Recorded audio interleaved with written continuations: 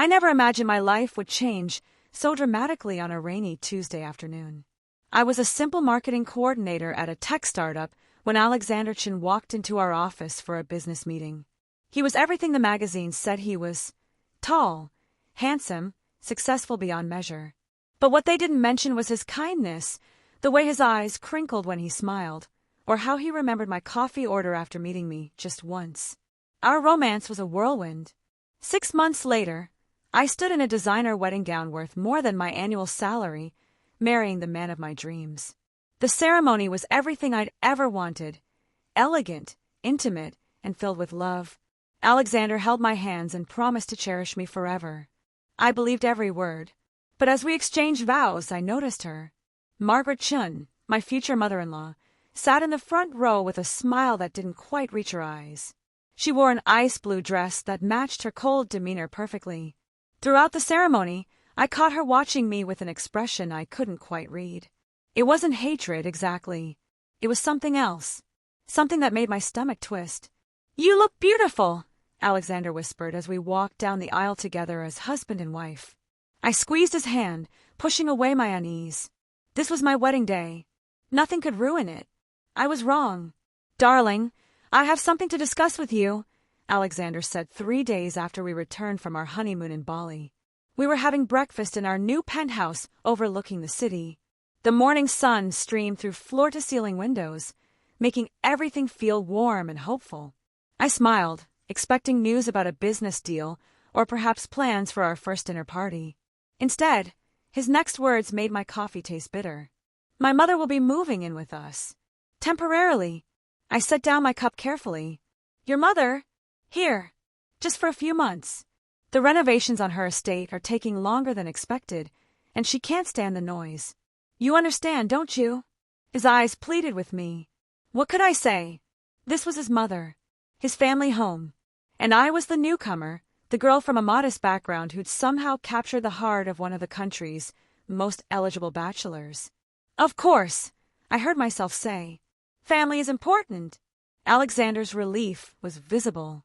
He kissed my forehead, grateful I was being so understanding. But inside, I felt something shift. The penthouse suddenly felt smaller, even with its 5 bedrooms and sprawling layout.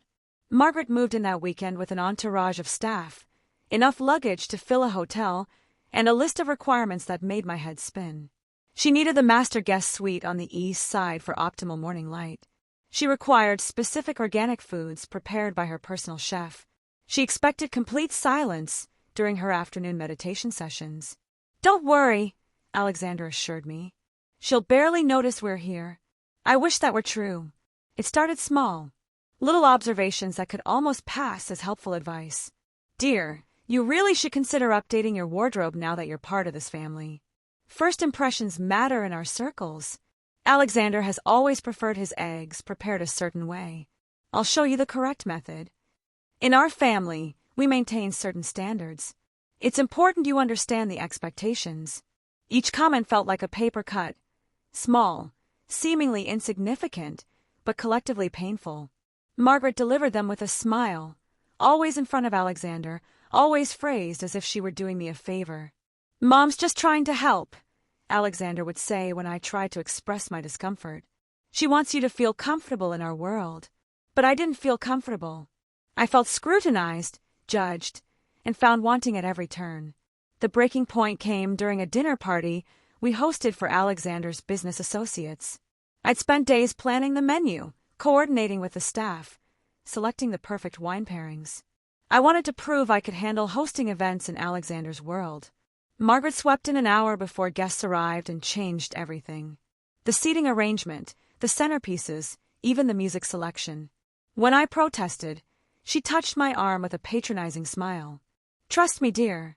I've been doing this for 30 years. You'll understand when you've had more experience." The party was a success, but it felt like her victory, not mine. Alexander praised the evening, thanking his mother for her invaluable help. I smiled and nodded, swallowing the lump in my throat. That night, alone in our bedroom while Alexander took a business call, I cried for the first time since my wedding day. I began to understand Margaret better through the stories Alexander shared, though he didn't realize he was giving me insight into her behavior. "My father passed away when I was 15, he told me one evening. "A heart attack, sudden and unexpected. Mom had to take over running the company while raising me alone. She was fierce, determined. She fought off hostile takeovers, skeptical board members, people who thought a woman couldn't handle a multi-billion-dollar empire." "She sounds incredibly strong," I said, meaning it. "She is. But it cost her. She had to be perfect, always. No mistakes, no weaknesses. She built walls to protect herself." Alexander's eyes grew distant. "Sometimes I wonder if she forgot how to let them down." I began to see Margaret differently. Not as a villain deliberately trying to hurt me, but as a woman who'd survived by maintaining absolute control. A woman who'd shaped her entire identity around perfection and protecting her family's legacy. But understanding didn't make living with her easier. She criticized the way I arranged flowers, organized the household staff, even how I dressed for casual dinners at home. Each comment chipped away at my confidence. I found myself second-guessing everything I did, waiting for her next observation about my inadequacy. "You seem tense lately," Alexander noticed one morning. I wanted to tell him everything. How his mother made me feel like an imposter in my own home, how I was losing myself trying to meet impossible standards. But when I opened my mouth, different words came out. "Just adjusting. It's a big change." He kissed me and rushed off to a meeting, leaving me alone with Margaret and my growing resentment. 3 months into Margaret's temporary stay, I overheard a conversation that shattered something inside me. I was returning from a morning run when I heard Margaret's voice drifting from Alexander's study. The door was ajar, and I stopped, hand raised to knock, when I heard my name. "She's simply not suited for this life, Alexander. Surely you see that." "Mom, please. I'm not being cruel. I'm being practical. She doesn't understand our world, our responsibilities. Did you see how she handled the charity gala last week? She spent 20 minutes talking to the catering staff instead of networking with potential donors. She was being kind. That's who she is. Kindness doesn't build empires. Your father and I didn't sacrifice everything so you could marry someone who treats servants like friends." Margaret's voice was cold, matter-of-fact. "You need a partner who can match your ambition, not hold you back with middle-class sensibilities." I didn't wait to hear Alexander's response. I walked away, my legs moving automatically while my mind reeled. The words echoed in my head, not suited, holding him back. Middle-class sensibilities. I found myself in our bedroom, staring at my reflection in the full-length mirror. Who was I trying to be? I'd changed my wardrobe, my hairstyle, even the way I spoke. I'd molded myself into someone I thought belonged in Alexander's world. But it wasn't enough. It would never be enough for Margaret. That evening at dinner, I was silent. Alexander noticed immediately. "Are you feeling okay?" "I'm fine," I said, not meeting his eyes. Margaret watched me with satisfaction, as if she knew I'd overheard and was pleased by my defeat. That night, I made a decision. Something had to change. I couldn't continue living like this, constantly diminished and devalued in my own home. I started small. The next morning, I wore my favorite jeans and a comfortable sweater to breakfast instead of the designer dress Margaret had suggested I wear. "Is that what you're wearing today?" Margaret asked, one eyebrow raised. For once, I didn't shrink under her scrutiny. "Yes. We're staying home, and I prefer to be comfortable." Something flickered in her eyes. Surprise, maybe, or respect. It was gone too quickly to tell. I began reclaiming small pieces of myself. I reorganized the kitchen the way I wanted. I changed the flowers in the main hallway to wildflowers instead of Margaret's preferred orchids. I started having breakfast with the household staff, learning their names and stories. Margaret's comments continued, but I learned to respond differently. "That's an interesting choice, dear." "Thank you. I think so too. I'm not sure that approach will work. I'd like to try it and see." I wasn't rude or disrespectful. I simply stopped apologizing for existing. Alexander noticed the shift. "You seem more yourself lately," he said one evening, pulling me close. "I've missed this version of you." His words stung a little. Had I really lost myself so completely? But they also gave me strength. If Alexander loved me for who I was, why had I been trying so hard to become someone else? The real test came when I planned our anniversary dinner.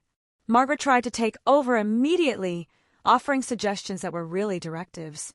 "I appreciate your input," I said calmly, "but I'd like to plan this celebration myself. It's important to me." Her eyes narrowed. "I'm only trying to help." "I know, and I'm grateful for everything you've taught me these past months. But this is something I need to do on my own." For a long moment, we stared at each other. Then, incredibly, Margaret nodded. "Very well. I hope it goes well." It wasn't warm, but it was acknowledgement. The anniversary dinner was perfect, not because it met some imaginary standard of perfection, but because it was authentically mine. I cooked Alexander's favorite meal myself, something Margaret's chef would have sneered at. I decorated with photos from our relationship, simple and sentimental. I wore the dress I'd worn on our first date, not a designer gown. Alexander loved every moment. "This is exactly what I needed," he said, pulling me into his arms. "Just us, no pretense." Margaret watched from her wing of the penthouse, and I wondered what she thought. The next day, everything came to a head. I was in the library, reading, when Margaret entered. She sat across from me with an expression I'd never seen before, vulnerable, almost uncertain. "We need to talk," she said. My heart raced. "Okay. I owe you an apology." The words seemed difficult for her to say. "I've been unfair to you since the day you married my son." I set down my book, barely breathing. When Alexander's father died, I made a promise to myself. I would protect Alexander at all costs. I would ensure he had the life his father wanted for him: power, success, influence. I would never let anyone hurt him or distract him from his potential. "I would never hurt Alexander," I said quietly. "I know that now. But when you first came into his life, all I saw was a threat. You made him happy in a way that scared me." He smiled more, laughed more. He talked about taking time off, about living life instead of just building a legacy. "I thought you would make him weak." "Loving someone doesn't make you weak." "I'm beginning to understand that." Margaret's voice cracked slightly. "I've spent so many years building walls, being strong, never showing vulnerability. I forgot that real strength includes the courage to love without fear." She looked directly at me, and I saw tears in her eyes, the first emotion beyond cold control I'd witnessed. "You love my son truly, don't you?" "More than anything," I said without hesitation. "Then I've been fighting the wrong battle." She stood, smoothing her skirt in a gesture I recognized as her way of regaining composure. "I can't promise to change overnight. I've been this way too long. But I would like to try. If you'll let me." Change didn't happen overnight. Margaret didn't suddenly become warm and motherly. But she made an effort, and so did I. She started asking my opinion instead of dismissing it. "What do you think about this seating arrangement? I'd value your perspective on this charity initiative."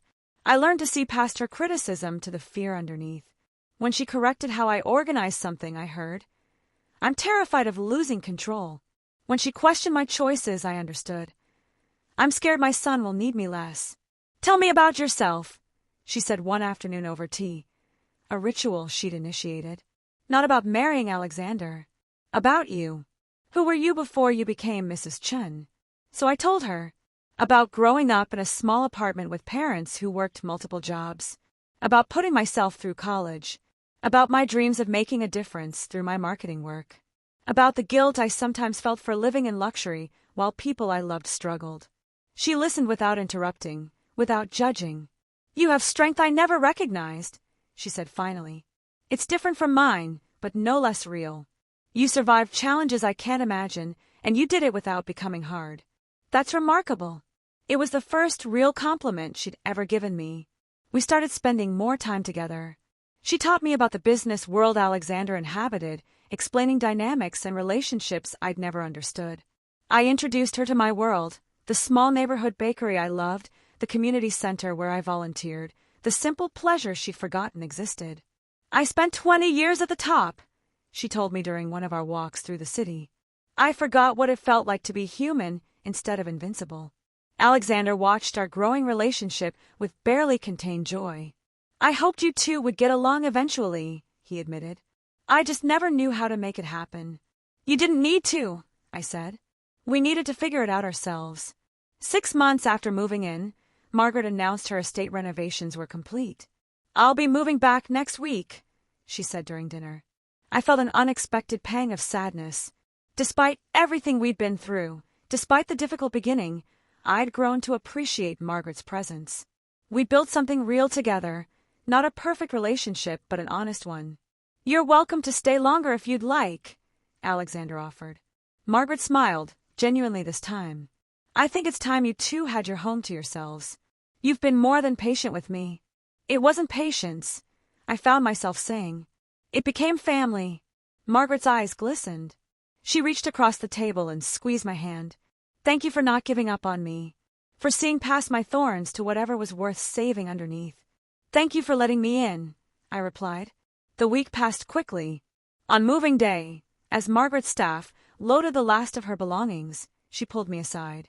"I wasn't wrong about everything, you know," she said. "You did need to grow into this role to find your confidence in our world. But I was wrong about how that growth should happen. I tried to mold you into someone else when I should have trusted you to become yourself." "We both grew," I said. "You taught me strength. I hope I taught you that vulnerability isn't weakness." "You did. More than you know." She embraced me, truly embraced me for the first time. "Take care of my son, and let him take care of you. That's how real partnerships work." Life settled into a comfortable rhythm after Margaret left. The penthouse felt different, lighter, somehow, despite having fewer people in it. Alexander and I found our groove as a couple without the constant scrutiny and tension. But Margaret remained a presence in our lives, a positive one now. She called regularly, not to criticize but to connect. We had lunch once a week, sometimes with Alexander, sometimes just the two of us. She introduced me to important contacts in the business world, advocating for my ideas instead of dismissing them. "I told the foundation board about your proposal for the literacy program," she said during one of our lunches. "They're interested in funding it." "Really?" I'd been working on a project to combine my marketing skills with my passion for education, but I'd never imagined Margaret would support it. "Really? You have good instincts. I should have recognized that earlier." She paused, then added with rare vulnerability, "I'm proud of you. I should say that more often." The words meant more than she probably knew. At a charity gala 6 months later, I watched Margaret work the room with her usual grace and power. But now I saw something else, the way she made time to talk with the catering staff, remembering names and asking about their families. Small changes, but meaningful ones. "She's different," Alexander observed, watching his mother. "Happier, I think." "She found her way back to being human," I said. "We all did." That night, as Alexander and I stood on our balcony overlooking the city, I reflected on how far we'd all come. I'd arrived at this marriage thinking I needed to change everything about myself to fit into Alexander's world. I'd faced a mother-in-law who seemed determined to prove I didn't belong. But through struggle and honesty, through breaking and rebuilding, we'd all discovered something essential. Belonging doesn't come from perfection or from becoming someone else. It comes from having the courage to be yourself and giving others the space to do the same. "Happy?" Alexander asked, pulling me close. I smiled, thinking of Margaret's words, of the family we'd built through patience and persistence, of the woman I'd become, not despite the challenges, but because of them. "Very happy," I said. "We all are." And it was true.